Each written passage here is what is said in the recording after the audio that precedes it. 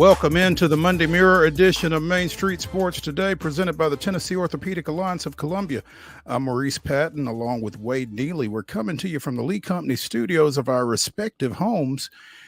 Glad to be with you here for the next couple of hours as we discuss local, regional, and national sports. And there's plenty to discuss. Again, coming off of an active weekend at all levels, from preps to pros, and again, excited to be spending some time with y'all. Thank y'all for spending some time with us. Wade, happy Monday. Good to see you and good to be with everybody on this Monday. We, like you said, got a lot to cover, a lot of ground, many universes to traverse. And it is gorgeous this time of the year. And, you know, we got the sports equinoxes going on today. I mean, everybody's playing. There's all kinds of games. This is the best time of the year. It really is. It's a sports fan's paradise right about now because literally everything is going on. And if your team stinks, the weather's great. I mean, it's fall. There's a million different things to do. You got Halloween right around the corner. This is perfect. Or if your teams stink, because I mean, again, if one of your teams stinks, surely they don't all. Or you just need to check your teams if that's the case. So yeah, there ought to be something that's going well for everybody as far as sports goes with so much going on right now. But hopefully that's not you, that all of your teams stink. You know, later in the show, in the second hour, we will visit with Ben McKee of Go Vols 24/7. Speaking of all your teams, because we're going to cover a little bit of everything with Ben. He was in town Friday for Tennessee's exhibition game against Western Kentucky over at First Horizon. We'll talk a little bit about that. The volunteer men's basketball team was in action over the weekend in an exhibition against the Hoosiers of Indiana in the matchup of the striped pants. You know, Indiana wears those red and white striped warm-ups, and Tennessee wears those orange and white striped warm-ups. So some of the best warm-up pants in college basketball were on exhibit for that exhibition game. And of course, the Vols returned to the gridiron after an off week this past weekend, taking on Kentucky, flailing Kentucky these days. We'll get a little bit more into that with Ben McKee in the second hour. In the second segment of the show, we will bring back a friend of the show, Joe Sullivan, former Boston Globe sports editor, now a teammate with Main Street Media. And Joe has been keeping up with local basketball in the Nashville area. And so we will pick his brains as we get ready to get going, man. We are less than a week away, I guess, from official, real live NCAA Division I basketball. So to add to the plate. Yeah, we get a little bit of everything. And as I mentioned, you know, it is the 31st time in history that we get the sports equinox. All four major leagues are playing tonight.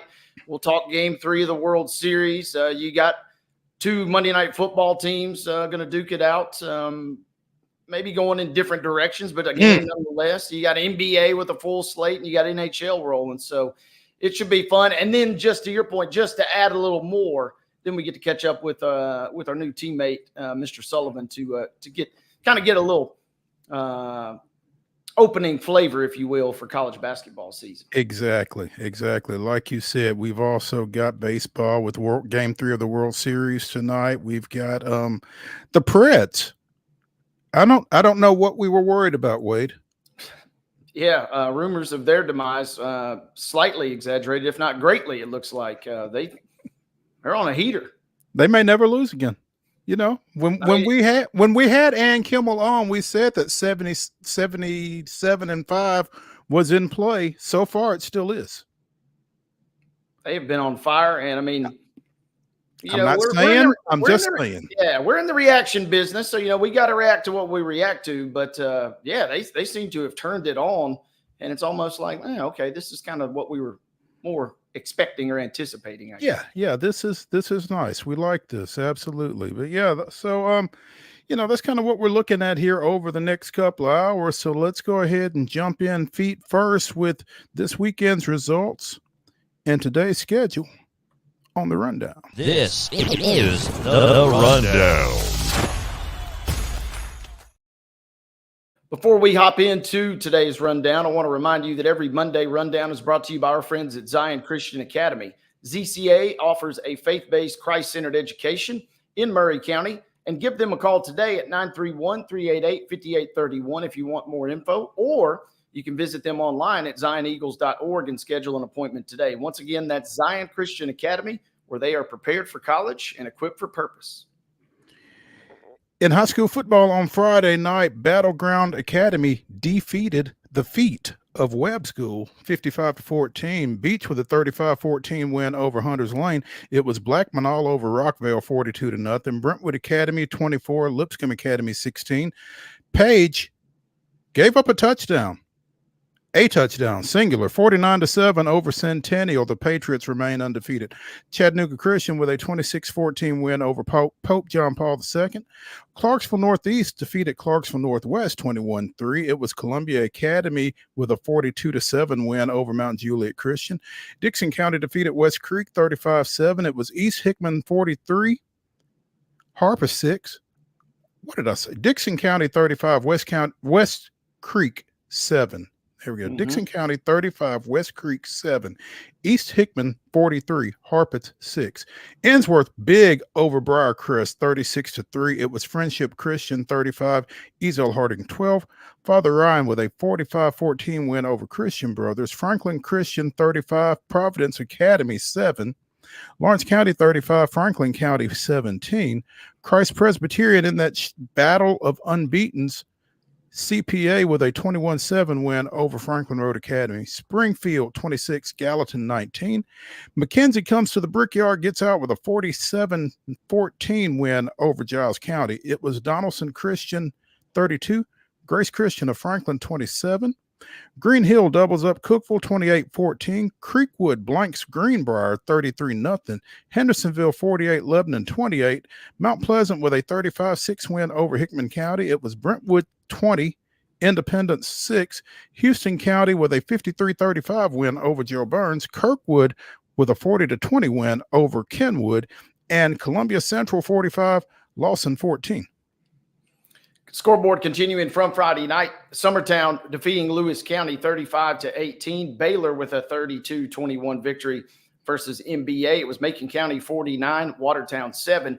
Liberty Creek squeaking by Maplewood 33-28 was your final there. Marshall County continuing to play well, continuing to stay unbeaten. 54-18, they win over Whites Creek. It was Providence Christian 41-7 over Middle Tennessee Christian. Mount Juliet with a 30-27 victory versus Franklin. Nashville Christian blanked Clarksville Academy 53-0.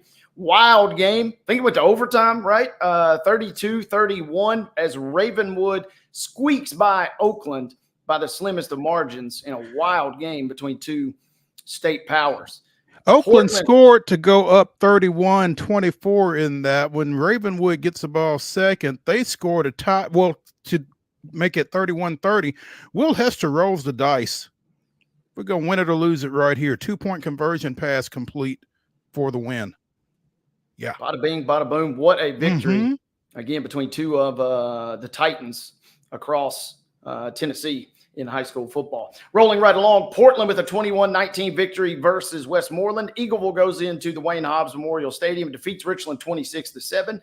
Riverdale blanking Siegel 30-0. It was Clarksville with a 17-7 win over Rossview. Antioch on top of Smyrna 34-27. Station Camp 37, Montgomery Central 13. Cheatham County 41, Stewart County 27. Stewart's Creek with a 42-6 victory over Laverne. Summit, wild game. You were there, Mo, right? 20-13 yes. As they rally to beat Nolensville. It was wild. Yeah. Nolensville was up 13-0 early in the third, and Summit comes roaring back. So, yeah, big game. We got coverage at mainstreetmurray.com. Wild game there. Good win for Summit. Sycamore with a 34-20 victory versus Fairview. It was Tullahoma 31, Spring Hill 10. Pearl Cone with a 41-7 victory versus White House. East Robertson on top of White House Heritage 56-21. Wilson Central with a 55-28 victory versus Warren County. On Saturday, a couple of high school football scores. Davidson Academy with a 34-14 win versus Goodpasture, and it was Schroeder Padilla Academy, that's out of Ohio. They put up 64 points to shut out Innovation Academy. Yikes. Picking up with volleyball from Friday night. These are state championship results as Nolensville defeated Brentwood 3-1. That's district rival Nolensville and Brentwood 3-1. The Lady Knights winning that one. Loretto blanks East Robertson 3-0, and Valor Collegiate defeated Dyer County 3-1. So 3 championships for Middle Tennessee in volleyball action on Friday. On Saturday, girls soccer down in Chattanooga, Merle Hyde with a 4-1 win over Westview, and Franklin County finally breaks through. Congratulations to the Lady Rebels, 3-2 win over Station Camp. College football from Saturday, it was Cumberland University of Lebanon 49, University of the Cumberlands of Williamsburg, Kentucky 25. Tarleton State with a 27-17 win over Austin Peay, and a game I'm sure we'll talk more about as the show progresses.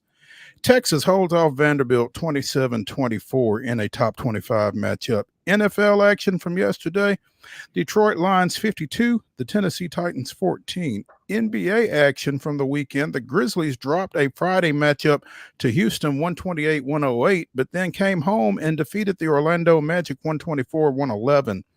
Again, we talked about the Preds. We'll talk more about them because they won at Chicago 3-2 on Friday and won at Bridgestone against Columbus 4-3. Had to come back for that one. So, again, the Preds on a heater. World Series action. The Dodgers open with a 2-0 lead as they defeated the Yankees 6-3 in Friday's Game 1 and 4-2 in Saturday's Game 2. They return to the East Coast. More in a second on that. That gets us into our schedule for tonight. Get into the pros in a second, but a couple weeks ago, Mo, we had Monday night high school football. We got a couple of games. Now, granted, they're over in East Tennessee, but a couple of games tonight that are getting made up as a result of weather complications earlier in the year. As Unicoi County will play Hancock County. That game, I believe, is even going to resume at halftime. They played the first. Oh, wow. Half So they, okay. So nothing is the score as it sits right now. So that should be interesting. And then also the big news last week about Alcoa jumping up to 4A. They still got to play their 3A schedule this year. They will play another game tonight when they meet Union County. And here's the deal. I think all of those teams played on Friday night, and all of them play on Friday night. So they're going to play 3 games in 8 days. Going to be bonkers. Parts of 3 games in 8 days, I guess, in the case of Unicoi and Hancock, because they're picking theirs up. But, yeah, that's nuts. To your point, Alcoa defeats Maryville on Friday. Going to play Union County tonight, and then got to go to Kingston on Friday. So good luck to everybody that's trying to catch all those games in person. That's a lot of moving That parts is a lot there. in a short period of time. Hashtag player safety. Short window. NHL action tonight. The Preds will be at the Lightning.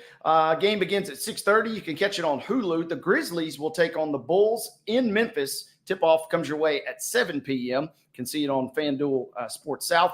MLB action, Game 3 World Series tonight. The Dodgers are in New York, looking to go up 3-0 in that series. First pitch comes your way at 7:08. You can watch it on Fox. And in the NFL's version of Monday Night Football, the Giants will be at the Steelers. Game gets underway at 7:15. You can see that one on ABC. That concludes our schedule for this glorious Monday, and that concludes our Monday Rundown.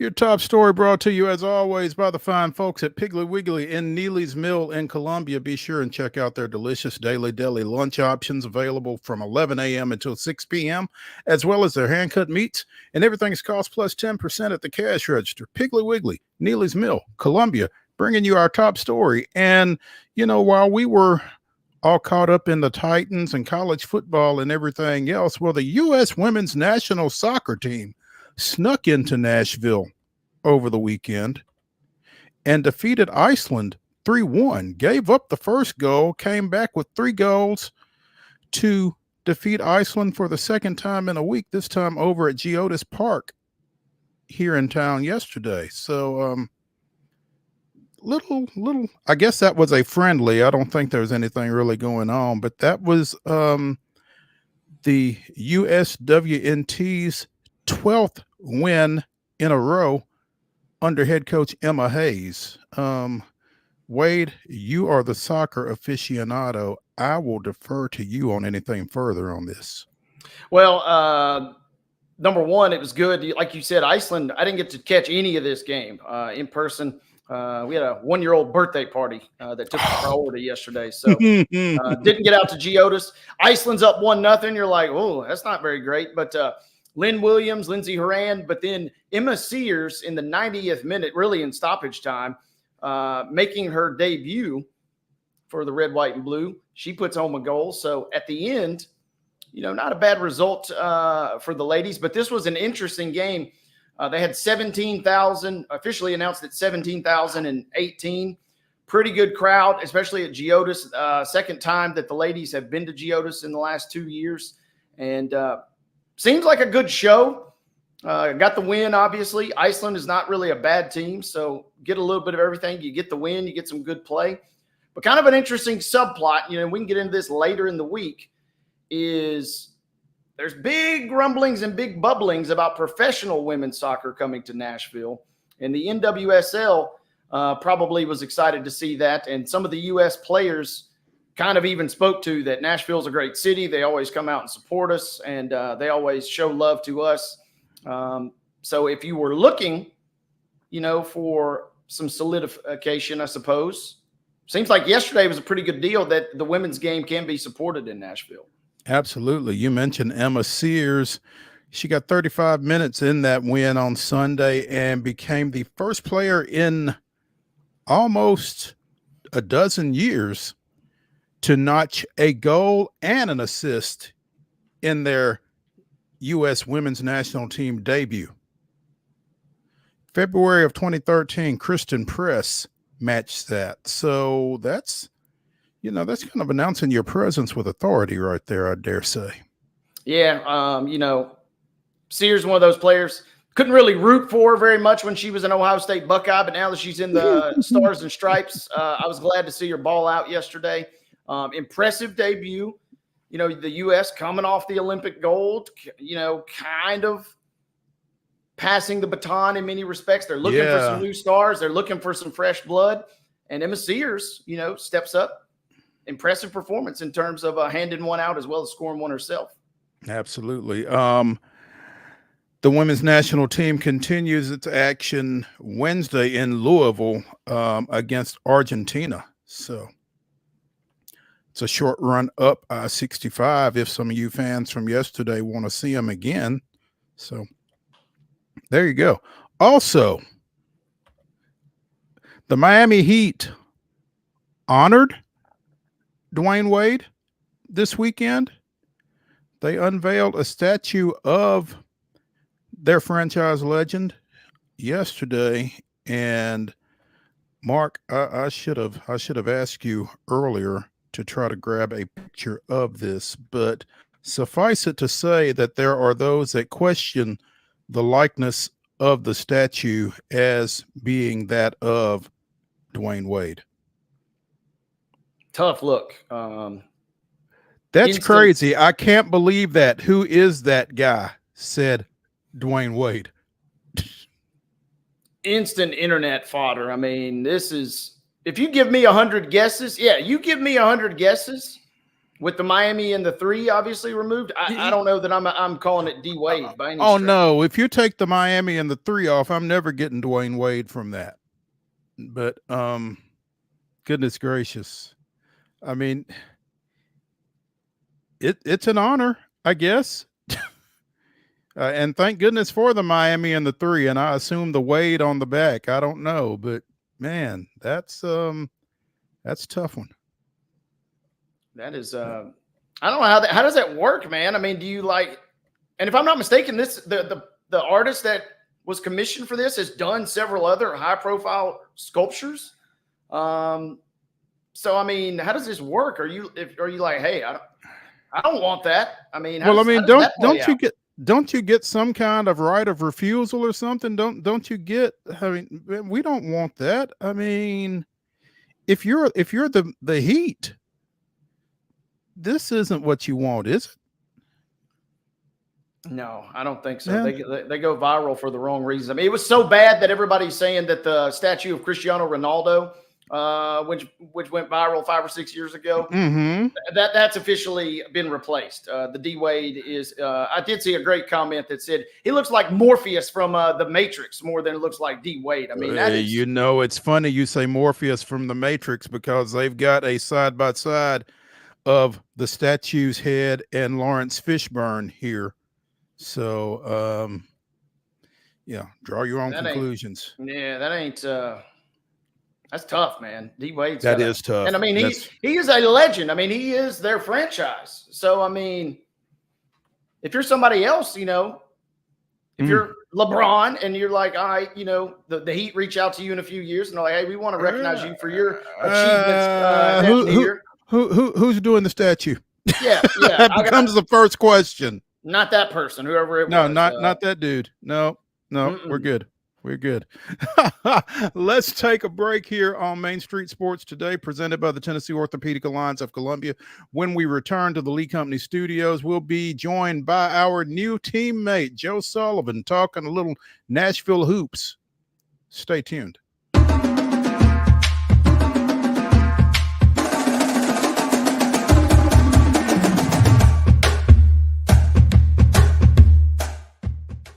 Whether you're an athlete or a weekend warrior, when it comes to your performance, don't settle for anything less than excellence. We're proud to announce that Mid-Tennessee Bone and Joint Clinic is now Tennessee Orthopedic Alliance of Columbia, where we are redefining sports medicine and orthopedics. Tennessee Orthopedic Alliance's team of expert sports medicine physicians understands the unique demands of your body. TOA Columbia specializes in personalized orthopedic care, offering state-of-the-art treatments for everything from sports injuries to joint replacements. Learn more at toacolumbia.com. Step into the Lionel retail store at Opry Mills, Nashville, and you'll be captivated by all the magic of the 123-year history of Lionel trains.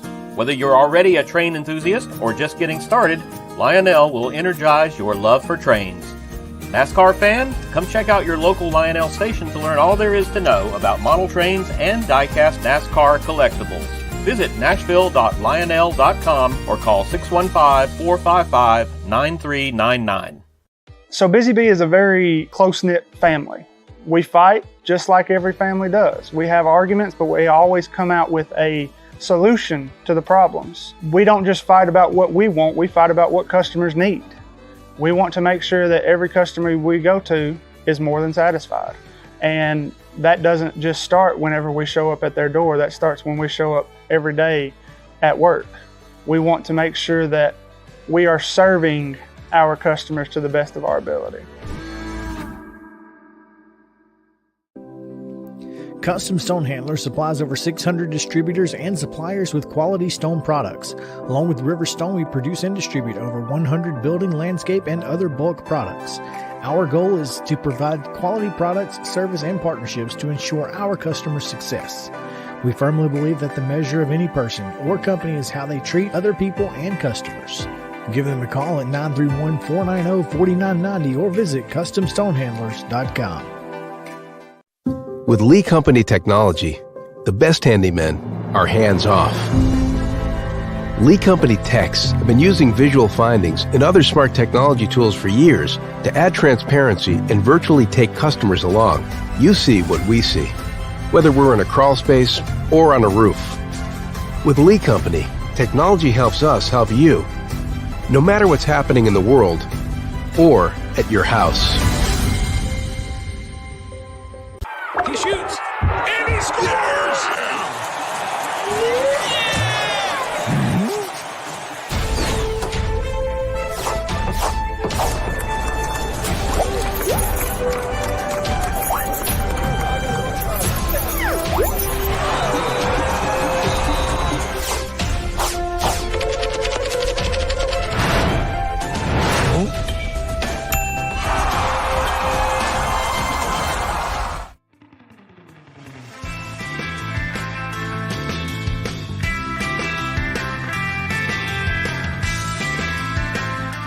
Welcome back to the Monday Mirror edition of Main Street Sports Today, presented by the Tennessee Orthopedic Alliance of Columbia. I'm Maurice Patton, along with Wade Neely.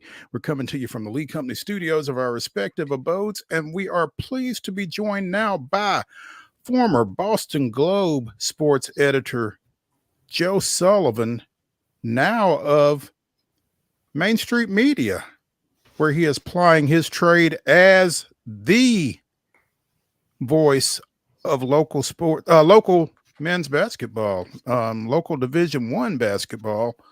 Trying to get my fist bump in there. Yeah. A little fist bump. There we go. Yeah.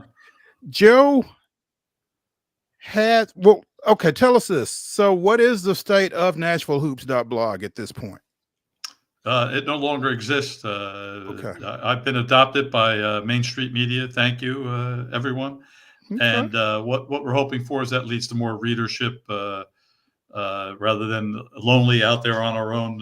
And we now have relatives who can help us. I understand. I'm well familiar with that concept, and we certainly welcome you and your expertise. And again, that's a voice on Nashville Division I men's basketball that hasn't necessarily existed. So we really appreciate you bringing all of that to the party. And you actually have a piece up on the website right now, kind of pulling your version of Mostradamus, maybe Joe Stradamus here, as we take a look at some expectations for our local Division I basketball programs as we head into the season. And it was quite the off season for all of these teams. All true. And also on the site is there's individual, well, individual is not the right word, is it? There's team previews of Belmont, Lipscomb, Vanderbilt, Middle Tennessee, and Tennessee State on the site also. Individual stories, singular stories about each team, and try to get everyone up to date on who's on these teams. I mean, it's just been incredible how the transfer portal really just took away so many players from our teams around here, with the two exceptions really. Lipscomb and Middle Tennessee have people back, and I also think that's why they're probably going to be the two best teams around here, at least on their level. Vanderbilt, of course, playing in the SEC. Mark Byington seemed to put together a pretty good, interesting roster of transfers. So we'll see how they do. They're going to lack size, but they seem to have a lot of playmakers in the backcourt. I think a guy to keep an eye on is Jason Edwards, who the day I watched practice, he was wearing pink shoes and throwing up jumpers. So I think he's got some personality, and he's gonna be their leading scorer, I believe. So what you're saying is he won't be hard to find then? No, that's exactly right. He'll either have the ball and the loud sneakers, right? And I think he's a transfer from North Texas, so he's looking to make a name for himself. They list him as 6 feet. We were trying to guess how far off that was when we were watching practice. We're guessing like 5'10" is probably the real height, but that doesn't stop him. That's relatively close from what usually. It's always interesting to look at the heights when you see them for the first time, and you look at the listed ones. I mean, what other interesting one was Chris Loof, who's the sophomore big guy at Middle Tennessee. I went to their practice, and he seems like he's grown, and he wasn't quite sure. I said, "Get measured, Chris. I think you're at least an inch taller." He was 6'10" last year. He looks like he's 6'11", almost 7 feet now. Well, now some of that is hair, though, right? Yes, it is. He has a great head of hair, without a doubt. So, looking again at your piece that's up on the website right now, your most recent piece on the opening of the season, and looking at some predictions / projections, you feel like from a record standpoint, Lipscomb has the best chance of having the most success this season. So Lipscomb, they have people coming back. Their backcourt is back, Joe Anderson and Will Pruitt. And I was at their practice, and their sophomore big guy, Dylan Faulkner, has really improved. You can see the difference in his body and his play. The day I was there, he dominated practice, both offensively and defensively. When you talk to Lenny Acuff, Lipson's coach, about him, he said, he's improved, Joe, and I got to do this way. Not like this, Joe, like this. Like he really improved a lot. And then you have Jacob Ignatovich, who is preseason all-league first team. He returns after not playing last year because of a knee injury. Right. He's potential player of the year in that league. So that gives you 4 outstanding players that played together last year. I mean, Ignatovich was on the team. He wasn't playing any games. So I really think it gives him an advantage. And I don't think the Atlantic Sun is that strong. Last year, Eastern Kentucky, it was the first place team, and they lost a lot of people. So I think Lipscomb's an obvious favorite and should win the league. So that's what makes me say they're the most. They'll have the most success this season. Now they also, I'm kind of babbling here, Mo. I don't mean to do this to you, but they have a very difficult non-conference schedule because Lipscomb has to play games to get money in exchange, to so-called buy games. So they're at Duquesne opening night. Then 2 days later, they're at Arkansas. So I don't know who has to make those travel arrangements to get you from Pittsburgh to Fayetteville, Arkansas. Yeah, it's going to be hard. So Lenny told me it's 2 flights. I mean, like you can't get there. They're not chartering, and there's no direct way of getting from Pittsburgh to Fayetteville. So they're going to play Monday night. Tuesday, they're just going to travel, and then Wednesday they have to play John Calipari's first home game at Arkansas. So they could be slow out of the gate because of their games. They also have to play at Kentucky and at Western Kentucky, and at Middle Tennessee, which would be a good game too. So it's they have some games that they might have some difficulty winning, but then the schedule lightens, and I think in the A-Sun, I think they're going to be dominant, with the possible exception of Austin Peay, who I think might be a sneaky good team this year. Okay. Wade, were you good? Yeah, you look like you had something. While we were wandering down that rabbit hole, I'm also curious, Joe, kind of in that same vein in terms of scheduling, maybe with Middle Tennessee and TSU, not as much, I suppose, Vanderbilt already being in the SEC, but what are some other high-profile bye games or non-conference games that you could tell us about? Well, Middle Tennessee is playing at Tennessee this year, and it's not a matchup that's happened very often. And I think it's December 23rd, so I think that the date had something to do with it. Middle could just get on the bus and drive up to Knoxville for that one. I think that's their most interesting non-conference game. Middle Tennessee. They also have a home game against UAB, who's going to be probably one of the favorites in the American this year. So those are their 2 best games. Belmont has jumping into my brain here. Tennessee State's toughest non-conference is a 3-day road trip to the Mountain West. Basically, they play Colorado State, and 2 days later they play at Wyoming. So I asked Penny if they were buying the team new parkas to take out with them, but budget cuts at Tennessee State, they're not getting new parkas out there. Belmont's schedule is filled with sort of 50-50 games, as Casey Alexander described them. They play a lot of tough mid-majors like Oral Roberts and Cal Irvine. These are teams that don't come to mind quickly to basketball fans, but in fact, these are teams that could win their conference, which are smaller conferences, the Summit and the Big West. But Belmont is going to have a challenge with their schedule, and obviously with their roster it's not new, but the transfers coming in, the 5 transfers he brought in, are really going to be the key players for them. I'm also curious, kind of go big picture a little bit, Joe, kind of as we continue to have another season here, another season there of, NIL and kind of this quote unquote new world of college basketball, is just keeping your roster intact as much as possible the most viable strategy for these mid-majors in your mind? I'm curious if they change philosophies or how each team approaches that, I guess. So I'll quote Casey Alexander once said to me that he was only going to use the transfer portal when he lost guys in the transfer portal. And that's what he did this year.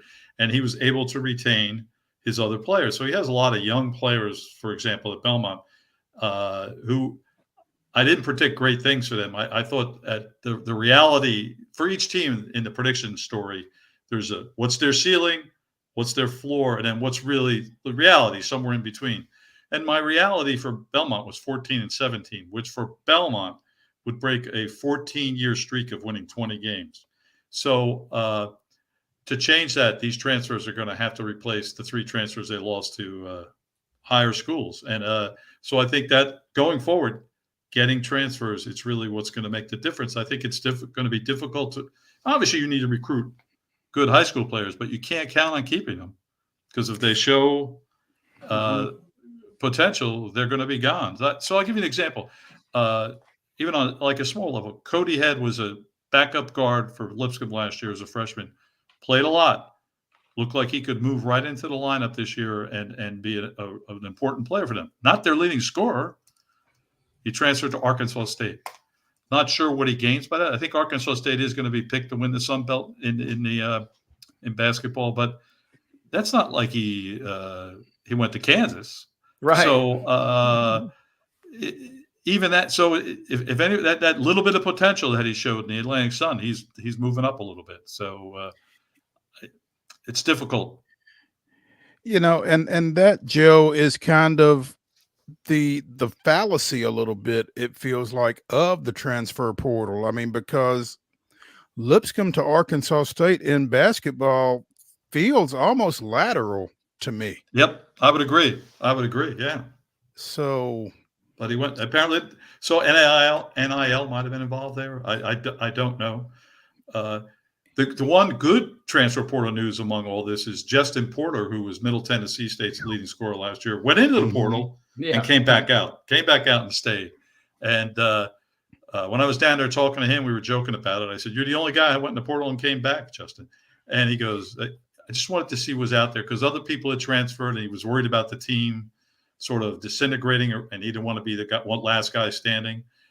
So he went and saw what might be out there for him. And then some people stayed. Cameron Weston's coming back from injury, and there were other players who stayed. So he decided to stay. So that was really good news for Middle Tennessee. Yeah, no doubt. Joe Sullivan of Main Street Media joining us here on Main Street Sports Today, presented by the Tennessee Orthopedic Alliance of Columbia, as we talk a little local Division I basketball. And as you talk about Middle Tennessee State in particular, and guys staying, there's one guy that did leave, but he didn't go far. Josh Ogundelli is over at TSU with Penny. And I'm telling you, Joe, a guy of his stature in that league, if he's healthy, he should just raise hell. So, yeah, that's what Penny Collins, the Tennessee State coach, he agrees with you. So I talked to Josh the other day when I was at practice, and he feels great. He never felt healthy last year. It was a knee. He still, he played some. He was sat out some. He's healthy. He still has a little bit of a conditioning problem, which he acknowledged himself. He said, "I gotta lose a little more weight," and he has got high hopes to have a big final year. This is his final year. He started at Iowa. And he really wants to have a great season. He's going to get a chance. I mean, I believe he'll be the starting center for Tennessee State. And Penny has a perimeter-oriented game, but I think he'll certainly try to get the ball inside to Josh, and when they have a chance. I would think a guy like that kind of dictates that you do at least look inside anyway. And again, in the Ohio Valley Conference, with that team, with that guy in the middle, they should have a chance. I don't know where they are picked in the conference. We had Penny on a couple of weeks ago. They're picked fourth. It's so they might. What I observed at practice was, I'm not sure this is kind of surprising. I'm not sure how many ball handlers they have. Justice Jackson, the transfer from UT Martin's going to be the point guard. He's definitely the leader of the team. You could see it. He is going to have the ball in his hands a lot, and it's up to him to lead this team from the point guard position. Depth there might be a problem. I'm not sure. Yeah, Penny's not concerned, but you feel like this could be a high risk, high reward kind of situation for this roster, then, huh?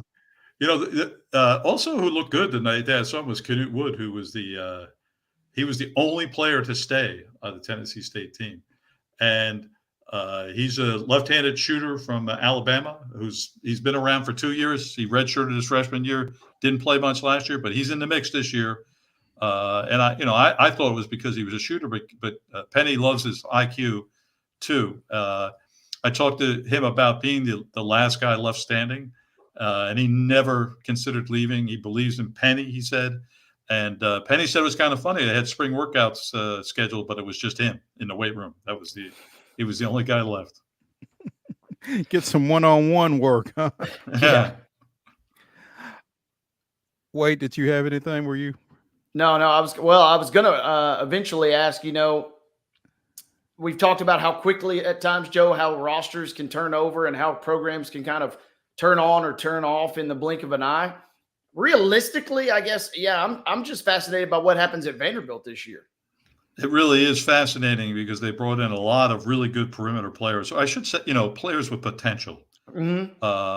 AJ Horde will be the starting point guard. He has to sit out the first game because he went to the Portsmouth All-Star games, that like an NBA showcase last year. So he has to serve a 1-game suspension, which seems kind of weird under these circumstances.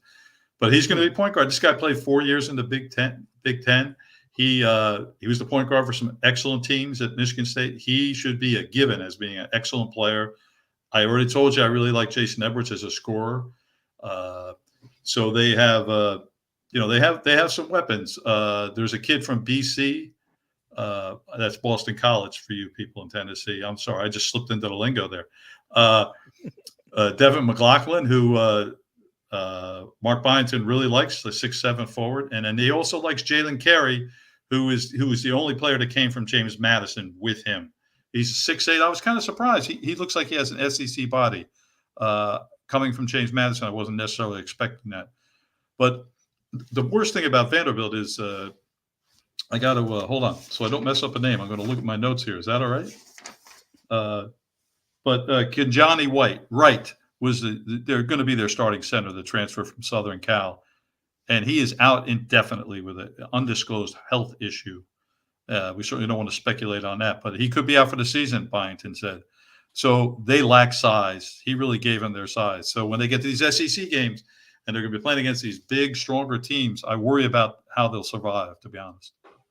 Yeah, that's going to be the fun thing for me. And if you're willing to, lower your expectations a little bit, which I think maybe some Vanderbilt fans, after not really having much expectations last year, maybe their baseline is low. But I feel like if you're willing to kind of just accept this year as a process, and I think you could be pleasantly surprised by them as long as you don't, get an early win here or an early win there. And then, oh my goodness, now the SEC is right there for us to take. I feel like if you keep things in check, they could be really fun to watch this year, and definitely heading into year number 2 next season.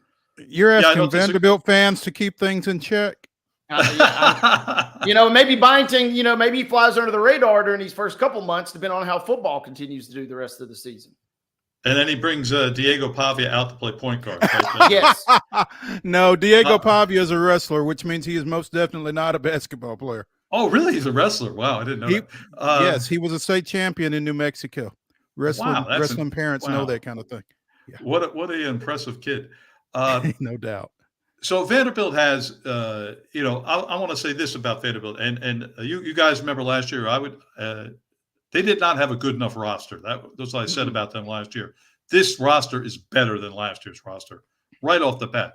So Vanderbilt fans should like that idea. And there's some players that are going to do really good things this year.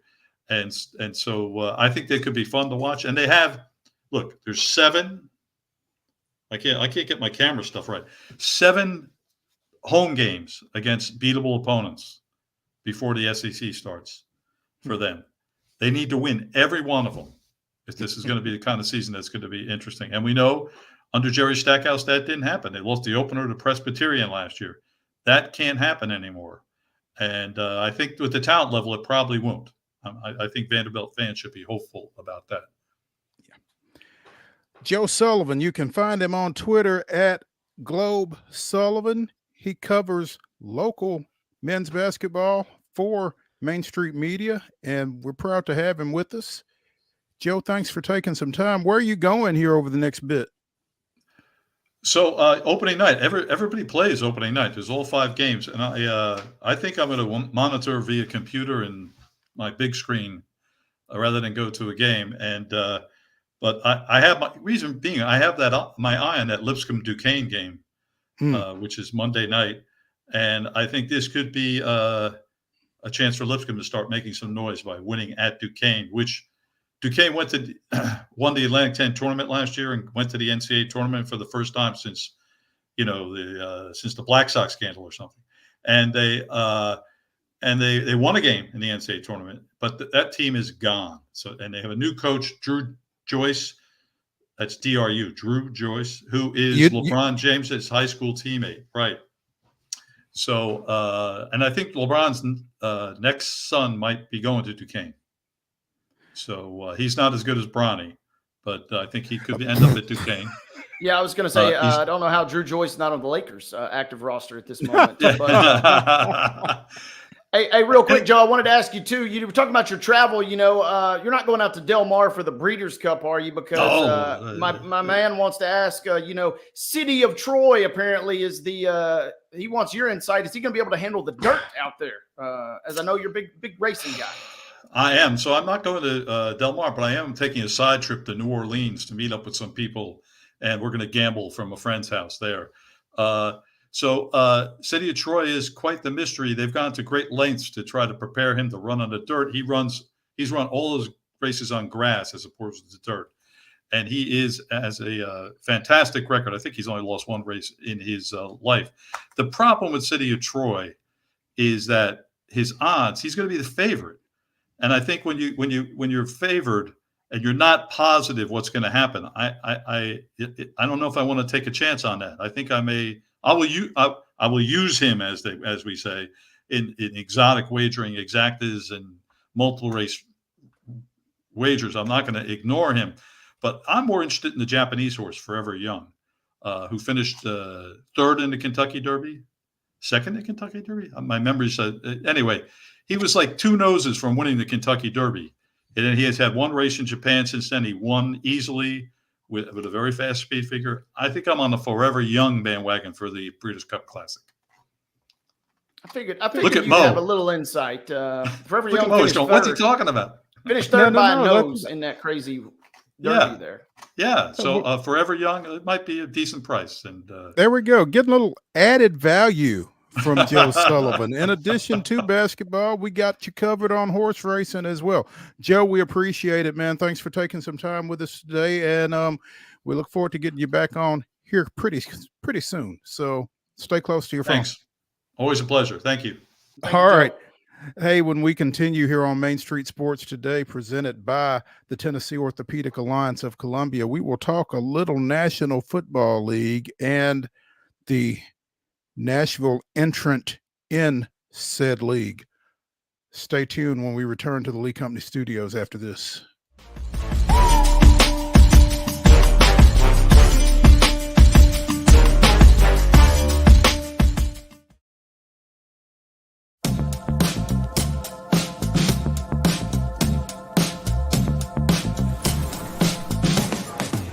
Do you want to be a bad man? Yes, you do. Do you want to taste sweet salvation underneath the summer moon? Do you need another hand now? Yes, you do. Go see Miss Josie down on Columbus Avenue. All right, Columbus Avenue. At Delta Dental of Tennessee, we know our success begins and ends with providing superior quality service, and that includes serving those who need it most. This year, we're celebrating 25 years of giving back to the community we call home. Delta Dental, along with our Smile 180 Foundation, supports Tennessee's dental colleges and oral health education, children's hospitals, free and reduced cost dental clinics, and other like-minded charities. Here's to the next 25 plus years of ensuring healthy smiles. So Busy Bee is a very close-knit family. We fight just like every family does. We have arguments, but we always come out with a solution to the problems. We don't just fight about what we want, we fight about what customers need. We want to make sure that every customer we go to is more than satisfied. And that doesn't just start whenever we show up at their door, that starts when we show up every day at work. We want to make sure that we are serving our customers to the best of our ability.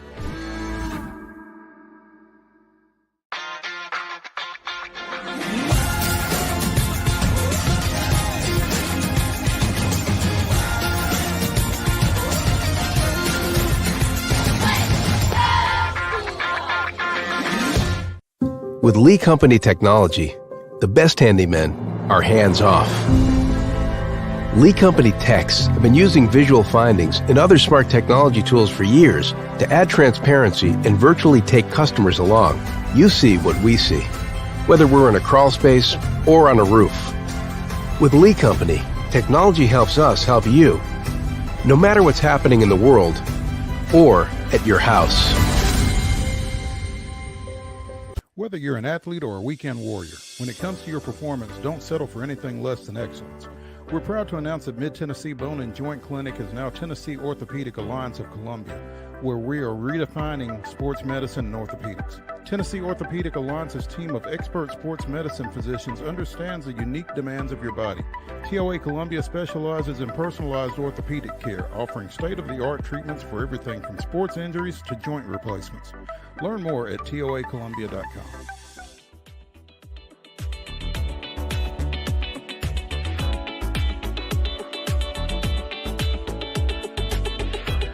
Welcome back to the Monday Mirror edition of Main Street Sports Today, presented by the Tennessee Orthopedic Alliance of Columbia. That's Wade Neely.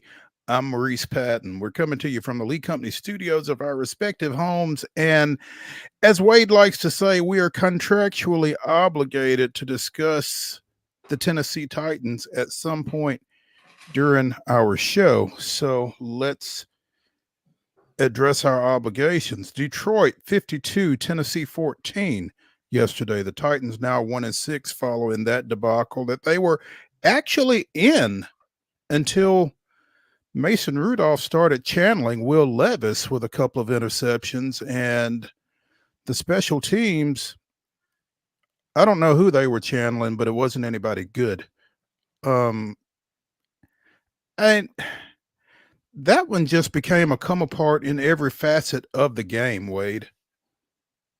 Yeah, and I was glad not to really have to catch much of this. It was only 2 times I tuned in was when it was 14-14 for about 5 minutes, and then by the time we got to the said birthday party, it was 49-14 or something, maybe even in the 52 at that point. It was a rough win, multifaceted, all 3 phases. Harkening back to the rundown, Giles County got whipped in all 3 phases of the game by their head coach's admission. The Titans got whipped in all 3 phases. Not just whipped, but rarely, even when one team has a great game in the special teams, usually we think about a team having a great game in special teams as, man, they had one big return or, they blocked one punt or something like that. But, I mean, we rarely see just a legit lopsided kind of or distinct advantage. I mean, the Lions offense, as good as it is, was basically didn't need to do much yesterday because the special teams set them up so well. Yeah, exactly. And I mean, they had the short field so often between their special teams performance and Tennessee's turnovers. The defense was backs to the wall most of the game. And I mean, I know that defenses will tell you our job is to stop them wherever they are, but I mean, it gets tough when teams are consistently starting on the plus side of the 50 against you like that. You can only do so much for so long, and the result ultimately was 52-14. And for Titans and Titans fans, it's tough when you're seeing former guys like Khalif Raymond slicing you up on special teams. And he was far from the only ex-Titan to have a big game yesterday. But, personnel decisions start to kind of rear their ugly heads on top of everything else. But, yeah, Titans Again, 1-6. They are number 2 in the Tankathon rankings behind the Panthers, I guess. And I just go back to the tweet that I saw over the summer about Titans having a top 5 draft pick and just railing about that. There's no way this team is going to be that bad. Well, not only are they that bad, but right now they're worse. So it doesn't necessarily feel like it's going to get any better. Yeah, it's a grim situation, and kind of like we alluded to a little bit last week. The real rough situation for the Titans is, you need quite a few things, but the one position that everybody obviously is fixated on is you need a quarterback, a long-term quarterback solution. And for as many great prospects as we think there were in last year's draft, they're not quite as excited, the draftniks, about this year's group. So could be a weird situation for the Titans. And there's not a lot to sell in terms of optimism right now. You do have a couple, obviously the rookies. You still want to see them progress, still want to see them do well. Guys like Spears, guys like Pollard, who are, Spears, obviously been around for a year or two, but kind of would like to see them kind of develop a little more. But man, it is tough. It is tough in terms of scraping together some positivity right now. And we knew it would probably get ugly from the Lions, but man, it was really, really rough for the Titans, who never were competitive once Detroit kind of turned on the gas there. Yeah. You could get a little help this coming weekend as the Patriots come to town, but the Patriots are coming off of a 25-22 win over the Jets. Speaking of struggling, but Drake May is in the concussion protocol. So your options at quarterback, you may be facing Jacoby Brissett. You may be facing Joe Milton. Yeah. As talking with some friends yesterday, as the games are kind of unfolding, it's like, okay, that Titans, if the Patriots had lost yesterday, it would have been very interesting to see. We're not quite deep enough into the season yet where teams are not necessarily actively trying to lose, but kind of almost not trying to win. We're not into the full tankathon mode, I don't think, just yet. But man, if those two teams were to take the field with 2 wins combined, that would have been a really rough go of it. And now, in a way, if you're scratching for some marketing this week, or you're trying to flip your tickets, I'm trying to hit up some Tennessee fans and say, hey, don't you remember Gerard Mayo is Vol for life? And don't you remember how great he was? How about you take these Titans tickets off my hands? That's the way I'm kind of selling that. Because you can't really sell a Vols fan on Milton, perhaps, but you can maybe sell them on Mayo for some nostalgia's sake. But yeah, it is grim for both of those franchises. Meanwhile, another team that you felt like was right there with the Titans, the Cleveland Browns, as you have said on numerous occasions on this show, all they needed was a serviceable quarterback. And they got one yesterday. Jameis Winston throws for 334 yards and 3 touchdowns. And Cleveland knocks off Derrick Henry, Lamar Jackson, and the Baltimore Ravens 29-24. Just what everybody saw coming, right? And, we had discussed that if the Browns were trying to win, they would have changed. So we thought they were, actively tanking by rolling Watson out. But then it was weird because last week, after being the backup all season, they oddly moved, as fate would have it, the game that Watson gets hurt, they oddly moved Winston to the emergency quarterback role. He does get in, he does throw a late touchdown, but so by that measure, this week is his first start. And, I try to let everybody know he's going to make something happen. And, 27-41 with 3 touchdowns, that's what he ends up with. But Jameis is Jameis, and he had a couple throws that were right in the hands of Ravens that just straight up got dropped. They had drops on defense for surefire interceptions, and they had a couple of really bad drops late in the game on the offensive end. Don't know if it'll come back to bite the Ravens, but for a team we were thinking might win the Super Bowl midweek last week, they're 5-3, and 2 of their 3 losses are to the Raiders and the Browns. Ooh, that doesn't look great. Winston's first start in 2 years, 27-41 for 334 yards, Deshaun Watson made 19 starts for the Browns, never threw for 300 yards, to further bear out your point. And finally, before we take this break, Monday Night Football tonight, the 2-5 New York Giants go to the 5-2 Pittsburgh Steelers. I don't know. I think you're safe focusing on game 3 tonight. Yeah, this will be an ugly game. We know we got a lot of Steelers fans in our lives, and they'll be tapped in. You know, be interesting to see if Russ, puts up another good game. He really got clicking in the second half versus the Jets last week.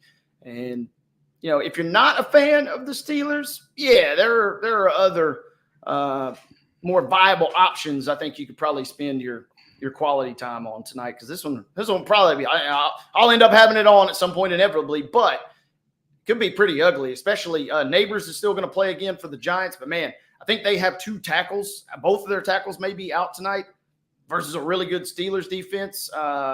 Good luck to Daniel Jones and that squad trying to make some hay there. Yeah, like you said, you got other options, other viewing options tonight. You don't have to do this to yourself if you don't have to do this to yourself unless you. No, you can treat this one like Thursday night football, and that might be the way to go. Hour number 1 of Main Street Sports today, the Monday Mirror, is in the books. When we return to the Lee Company studios, we'll get into some college football. Saturday was, as have most of them been, exciting. Stay tuned after this.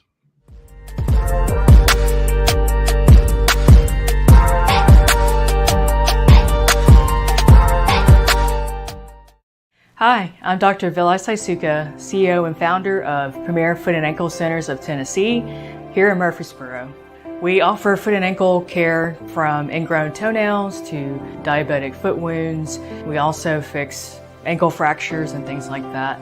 Call us today to schedule an appointment. We look forward to seeing you. Because here at Premier Foot and Ankle, we believe that the journey begins with happy feet. Whether you're an athlete or a weekend warrior, when it comes to your performance, don't settle for anything less than excellence. We're proud to announce that Mid-Tennessee Bone and Joint Clinic is now Tennessee Orthopedic Alliance of Columbia, where we are redefining sports medicine and orthopedics. Tennessee Orthopedic Alliance's team of expert sports medicine physicians understands the unique demands of your body. TOA Columbia specializes in personalized orthopedic care, offering state-of-the-art treatments for everything from sports injuries to joint replacements. Learn more at toacolumbia.com. With Lee Company technology, the best handymen are hands-off. Lee Company techs have been using visual findings and other smart technology tools for years to add transparency and virtually take customers along. You see what we see, whether we're in a crawl space or on a roof. With Lee Company, technology helps us help you, no matter what's happening in the world or at your house. Jones & Lang Sporting Goods here in Columbia has been outfitting teams, officials, and anybody else from T-ball to college for 50 plus years. Be sure and check them out at 931-388-8060 or online at jonesandlang.com. Jones & Lang Sporting Goods, the look of a winner. Zion Christian Academy, zioneagles.org or 931-388-5731. You can schedule your appointment. Go tour their campus. It is beautiful over there, and you're definitely going to want to see it. Again, it's zioneagles.org. Give them a call, 931-388-5731, and schedule your tour today. So, you want to be a part of the Busy Bee team, huh?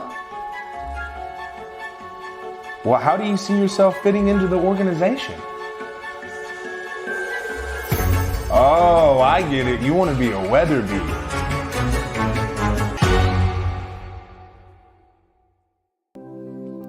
Custom Stone Handler supplies over 600 distributors and suppliers with quality stone products. Along with River Stone, we produce and distribute over 100 building, landscape, and other bulk products. Our goal is to provide quality products, service, and partnerships to ensure our customers' success. We firmly believe that the measure of any person or company is how they treat other people and customers. Give them a call at 931-490-4990 or visit CustomStonehandlers.com. Piggly Wiggly, located in Neely's Mill Shopping Center, is Columbia's locally owned and operated Cost Plus 10 grocery store dedicated to serving the community with low prices and smiling faces. Piggly Wiggly offers fresh, hand-cut meats daily, as well as daily hot plate lunches from their deli counter. You're certain to see smiling faces and a helping hand when you're here at Piggly Wiggly. Come by and check out our fresh produce, high-quality meats, and more. Down home, down the street, we'll see you at the Pig.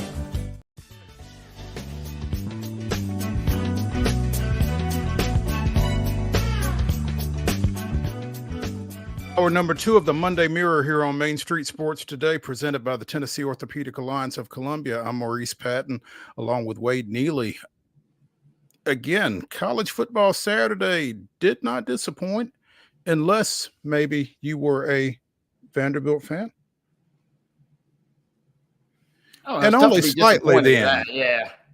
Only slightly. I mean, they came up short against the 5th-ranked Longhorns, 27-24, but I think Texas knew they were there, and all things considered, I don't want to say that was all you could hope for, because again, Vanderbilt has won 3 games as a double-digit underdog this season. So they were certainly capable of winning the game, but how disappointed can you be? And it kind of goes back to our combo with Joe, right? I mean, you have to kind of keep things in check a little bit because, I mean, that was a potential program-changing win versus Alabama, which in a weird way suddenly doesn't look quite as good as it did at the time. So, the fact that you kept it close versus Texas, right there in the thick of things. And it was interesting when it went down because I heard 2 camps from Vanderbilt fans. I heard, we might dare to dream about the playoff. And then I heard the other camp that were saying, hey, we need this many wins to get bowl eligible. And expectations probably should maybe fall somewhere right there in the middle. They're having a great season, really kind of restoring some positivity. I will say I didn't go to the game, but I was on campus with some Texas fans this weekend. And I'm here to tell you, Texas traveled very well. I know Vanderbilt has really been pushing and really wanted a great home crowd, but it was a sea of orange in our neck of the woods. And it was as good as Vanderbilt could have played, I think, short of obviously lightning striking twice and having 2 top 5 wins in the same season there. Yeah, for a program that had never had one. Right. I mean, you gotta dial it back just a little bit. I mean, I had a conversation with someone earlier Saturday morning in regards to how Texas would travel, and we've had this conversation on this show. I think with Nashville being a destination city as it has become, a lot of people just look at their team's schedule and see Vanderbilt, or they see the Titans, or they see the SEC tournament or whatever, and it's like, yeah, let's go to Nashville. Yeah, we'll go watch a ball game, but we'll go hang out, and so I think that triggers a lot of it. And if you're a Texas fan, you got to see a pretty good ball game, maybe a little bit better ball game than you bargained for, but you got to see your team get a win, and you got to come and spend some money in Nashville. So for that, we thank you. Yes. And yeah, I mean, Texas fans, for those that made the trip, I mean, yeah, you probably wanted the blowout win, but that's about as good as you get. You get to see a decent game. You get a little bit of a scare, just dip your toe in the deep end just a little bit. But you get the win. So good victory for them. Vanderbilt shouldn't be too disappointed coming out of this. I mentioned, Mo, there's always a Pulaski connection. You got to give a little shout out. Mary Catherine Gideon, formerly Mary Catherine Abernathy. She's a GCHS grad. She's married to Blake Gideon, who's the safeties coach for the Longhorns. So Pulaski was rolling relatively deep on West End, and they weren't. There's a lot of diehard Vanderbilt fans from Pulaski too. So that was a unique kind of county dynamic there, as you got split allegiances here in the town. Oh, I bet it was, man. And, I think that's one of the great things about Nashville. You've probably got each of the 16 Southeastern Conference teams represented in this area to a pretty large extent. I mean, as big as Nashville is, there's folks coming in here all the time from all over the place. So, yeah, I think you'll see that a lot. To your point, all I'm gonna say is I rented an e-bike and rode over to meet my buddy at the tailgate, and as I'm cruising through town, I saw, believe it or not, I saw 6 or 7 in a flock, I guess, if you will, Iowa fans. Did see a few Michigan State jerseys. Sorry about your luck, little brother. But I saw a wide variety, to your point. But as you got closer and closer to campus, Vanderbilt they were represented pretty well. But, yeah, there was still quite a bit of orange because, yeah, it's a destination spot. And before the season, you were probably thinking an easy victory as well. No doubt. Before the season being the key. As we suspected, LSU and Texas A&M playing for the Southeastern Conference lead Saturday night. And as we expected, Marcel Reed comes off the bench and leads 5 scoring drives as A&M rallies for a 38-23 victory. Okay. Crazy, right? That second. But, yeah, the redshirt freshman out of Montgomery Bell Academy riding to the rescue for the Aggies. And, you know, I saw some tweets talking about Connor Weigman hitting the transfer portal and heading to Incarnate Word. And I'm not sure how much of a joke that is, because I don't know why Marcel Reed wouldn't be QB1 for Mike Elko and the Aggies at this point. Yeah, I mean, we saw him come in and play pretty well earlier in the year. And I know, you made the commitment and, you kind of planted the flag that Wegman's your guy. When he's healthy, he's going to go. But, man, we talked about the Longhorns and potentially a little bit of a QB controversy last week. But there's not one yet. There really feels like there's got to be one there going forward, because Marcel was on fire. The Aggies playing well. Other interesting point, it ended up being a really entertaining game. For LSU always finds itself in these weird games, right? But it ended up being a good game, and it was cool to see Marcel ball out. And at one point, his opposition, Garrett Nussmeier, mid-game even, before the game, Nussmeier was not really on anybody's Heisman radar, but he's put up great numbers all year. And then at that point, early in the game, you're thinking, man, this guy might make a late push for the Heisman. And then things just absolutely crumbled, kind of like LSU. And that is a big win for Texas A&M. And, man, them in Texas, after not getting it on for a variety of reasons for a number of years, that game Thanksgiving week could be electric. Good Lord. LSU was up 17-7 when A&M went to Marcel. And it was like they flipped a switch, man. And like you said, Nussmeier kind of came apart, and it looked like BK was going to come apart as well. I was waiting to see him just disintegrate into dust right there on the sideline at Kyle Field. But yeah, obviously a huge win for A&M. Not sure who they have next, but again, I would be shocked if Marcel isn't the guy under center when they step on the field again. Buckle up, though, because I know we don't pick till Friday, but be very careful, Texas A&M, when you make the trip to South Carolina this weekend. Hey, let me ask you something. What did you think of the all-black unis? They were, for not knowing what I was about to see, they were a little jarring at first. Mm-hmm. But they're not bad. They kind of grew on me, like you said. Yeah. And I'm not an A&M diehard, which I know some folks were really kind of bent out of shape at times. It sounded like, but I didn't mind them, especially if it's October, right? I mean, Tennessee's going to bust out theirs this weekend. I mean, you can throw a little all black in there just to kind of get festive. What has happened to Kentucky? Did Vanderbilt break Kentucky, or were they already broken? Our buddy at Kentucky Sports Radio seems to insinuate that it was kind of already headed in that direction. And, yeah, they might have just expedited the process by getting Vanderbilt snatching their soul a little bit, because it is not good. And it sounds like full dumpster fire mode for the Wildcats for the rest of the season, unless something just dramatic happens. It is not good. I was talking to Justin Lamb, huge Kentucky fan as we were leaving the Summit Nolensville game Friday night, and he's like, this game can go any sort of way. And sure enough, Auburn goes into Lexington and deals the Wildcats a 24-10 loss. Kentucky's third straight following Vanderbilt's win up at Kroger Field and a 48-20 loss down at Gainesville the previous weekend. So all of a sudden, Kentucky sitting at what, 3-5? Are they 3-5? 3-5 overall, 1-5 in conference play.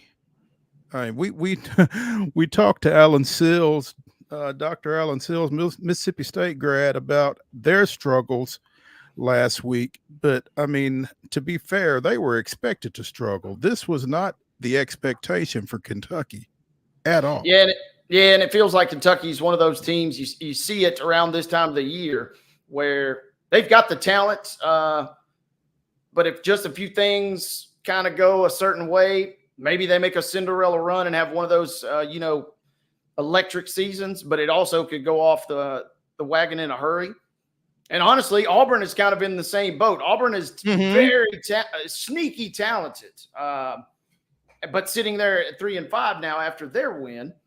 And, you could perhaps make some comments about, well, Hugh Freeze wasn't there, so that's why the players were trying a little. Did he not get there? I didn't get to see very much of the game. That he wasn't there, but I know he didn't travel with the team, but it was my understanding that he was going to come up Saturday morning. I don't know if that actually took place or not. Well, hopefully he wasn't. Don't ruin the narrative I got mentally going on at least. There you go. Yeah, but man, Kentucky.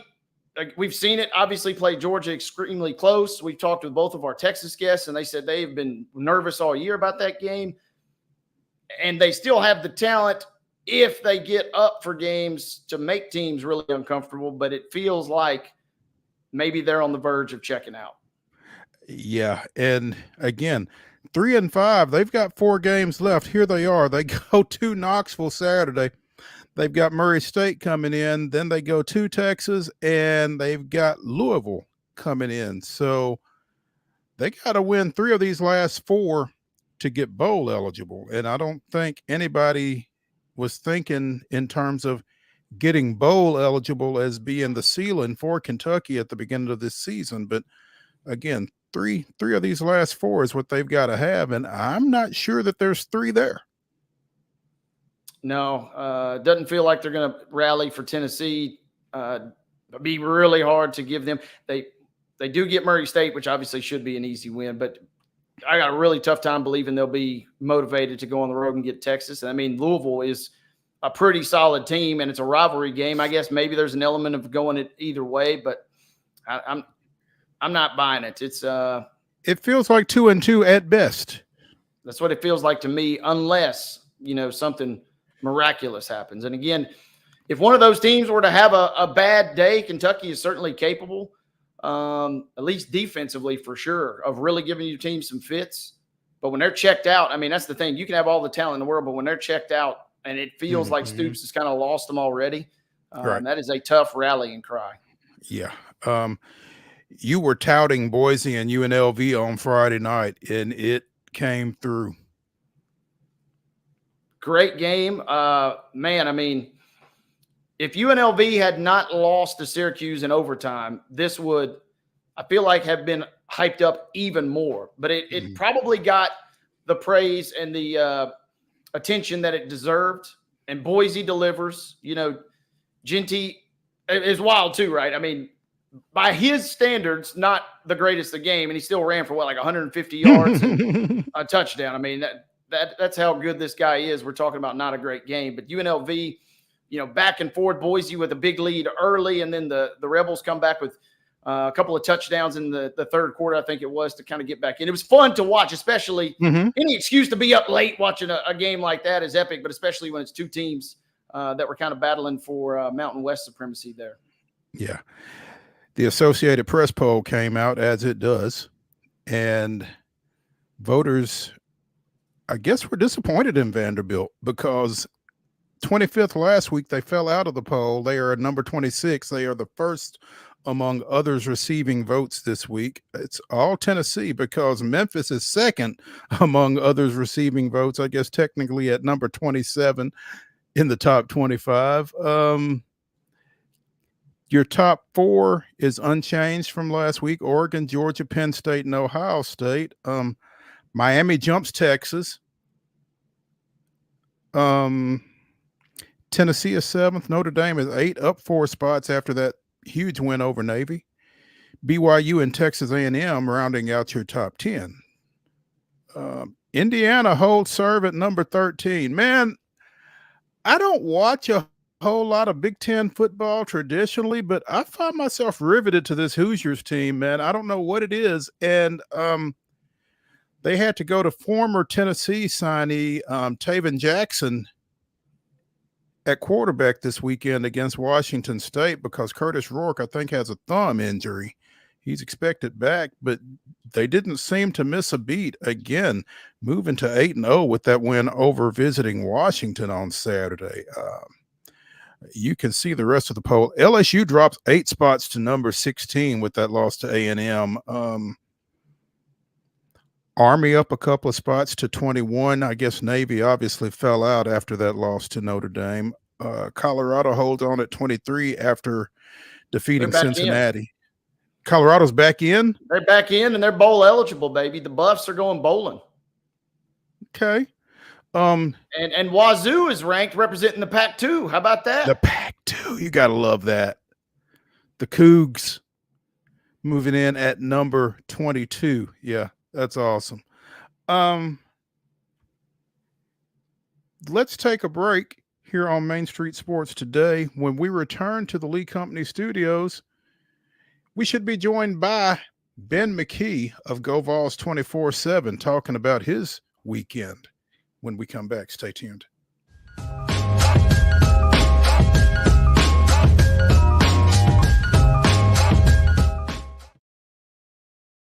Hi, I'm Riley, a certified physician associate here at Premier Foot and Ankle Centers of Tennessee.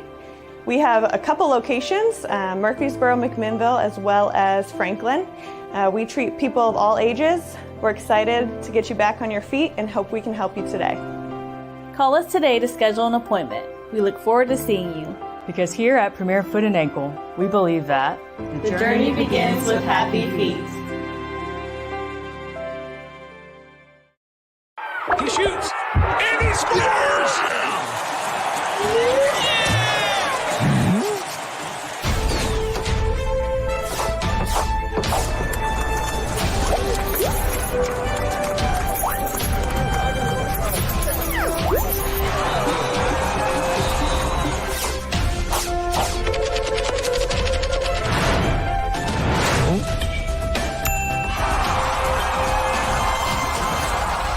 Whether you're an athlete or a weekend warrior, when it comes to your performance, don't settle for anything less than excellence.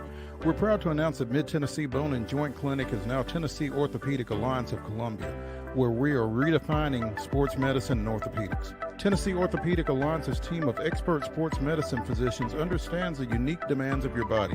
TOA Columbia specializes in personalized orthopedic care, offering state-of-the-art treatments for everything from sports injuries to joint replacements. Learn more at toacolumbia.com. With Lee Company technology, the best handymen are hands-off. Lee Company techs have been using visual findings and other smart technology tools for years to add transparency and virtually take customers along. You see what we see, whether we're in a crawl space or on a roof. With Lee Company, technology helps us help you, no matter what's happening in the world or at your house. Jones & Lang Sporting Goods here in Columbia has been outfitting teams, officials, and anybody else from T-ball to college for 50 plus years. Be sure and check them out at 931-388-8060 or online at jonesandlang.com. Jones & Lang Sporting Goods, the look of a winner. Zion Christian Academy, zioneagles.org or 931-388-5731. You can schedule your appointment. Go tour their campus. It is beautiful over there, and you're definitely going to want to see it. Again, it's zioneagles.org. Give them a call, 931-388-5731, and schedule your tour today. Piggly Wiggly, located in Neely's Mill Shopping Center, is Columbia's locally owned and operated Cost Plus 10 grocery store dedicated to serving the community with low prices and smiling faces. Piggly Wiggly offers fresh, hand-cut meats daily, as well as daily hot plate lunches from their deli counter. You're certain to see smiling faces and a helping hand when you're here at Piggly Wiggly. Come by and check out our fresh produce, high-quality meats, and more. Down home, down the street, we'll see you at the Pig.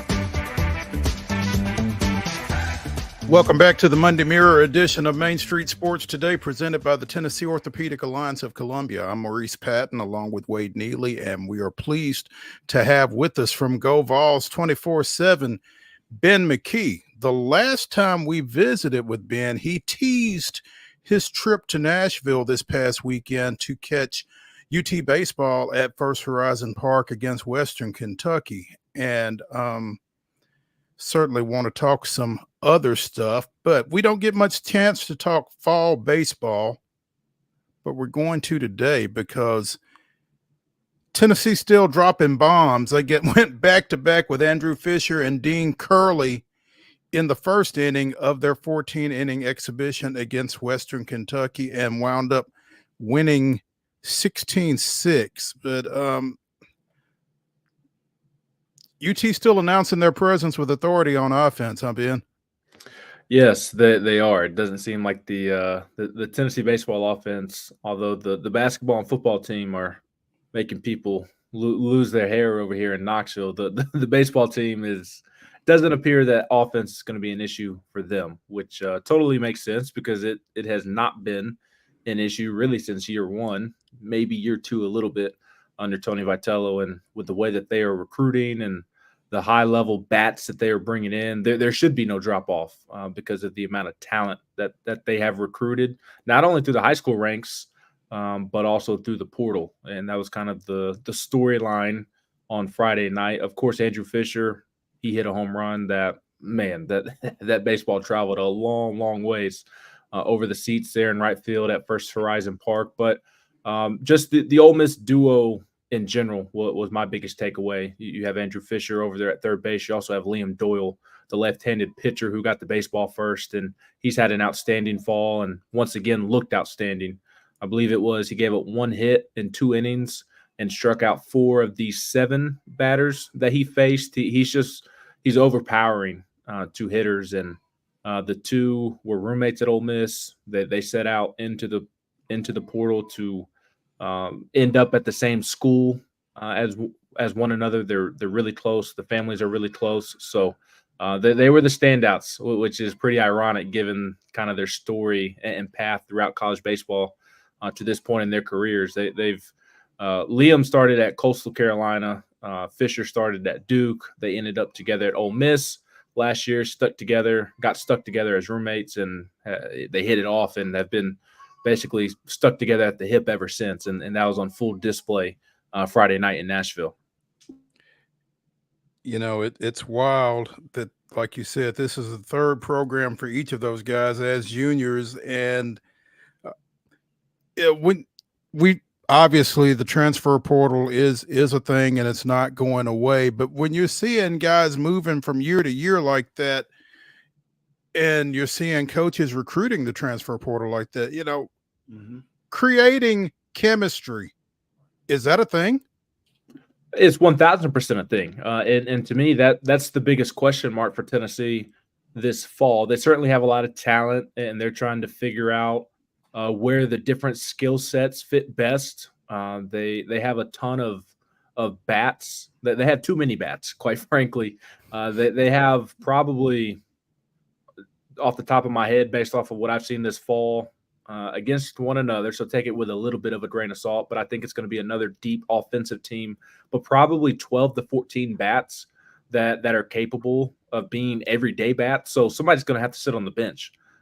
Guys that would start in year one under Tony Vitello, they're getting squeezed out, whether it be in the lineup or whether it be at some point in their career, maybe having to look for a different school. I mean, that's how much talent there is. So like at first base, they have a ton of bats that they could put over there to get a bat in the lineup, but they're searching for the best defensive option as well. Left field, They have a couple of guys, but they're also working several other guys in there to make sure that they're finding the best fit. So they are trying to figure out where different skill sets fit best, and that is certainly a very important task for them this fall. But I think the biggest task is by far trying to get everybody to come together, gel together, make sure that you have the leadership that you need. Because you go back 2 years ago when Tennessee struggled the first half of the season and finally got right, got to Omaha. They won their first game in Omaha under Tony Vitello. When Chase Burns broke onto the scene there late out of the bullpen, that team took forever to get going because they didn't gel together in the locker room, off the field. They didn't dislike each other. They weren't fighting every day. There just wasn't a natural connection. It took some time to come together. It took them getting their butts kicked at Arkansas for them to decide to come together. It was more along the lines of, again, they didn't dislike each other. It's just when baseball was over and they all went home, they all went their separate ways. And nobody was really hanging around the facility, not wanting to leave the facility because they enjoyed being around each other. And that was the difference between that 2023 team and this past year's team, the 24 team that won the national championship. They absolutely adored each other from the moment that they showed up on campus and all returned to campus in August. They were great friends. They loved each other. They loved spending time with one another. They didn't want to go home from the facility because they enjoyed spending time with each other. But when they did go home, they were still hanging out and being around one another. And they enjoyed going through fall practice last year and traveling and just being together. And that was the biggest difference. So the leadership component, the culture component, I think that's more important than anything this fall, as important as the whole skill set and figuring out where guys can play. That's very important. Don't get me wrong. But to me, the culture and the leadership and the cohesiveness is what will ultimately determine how far Tennessee will go next season, because there's no doubt that they're going to have all the talent in the world. It's just a matter of how big of a difference will the leadership make? Because again, that was the difference in 23 and 24.